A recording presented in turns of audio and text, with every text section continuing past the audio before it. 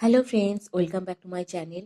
প্রত্যেকবারের মতো আমিও এবারে নতুন একটা ভিডিও নিয়ে তোমাদের সামনে উপস্থিত হয়েছি। তোমাদের সামনে তোমরা দেখতেই পাচ্ছ সেটআপ ড্রপস, একটা মেডিসিন। এটা হচ্ছে সম্পূর্ণ বেবিদের জন্য। এটা 15 ml করে রয়েছে। সেটআপ ড্রপস আমার বেবির ক্ষেত্রে ইউজ করেছিলাম আমি, অবশ্যই ডাক্তারের পরামর্শ অনুসারে।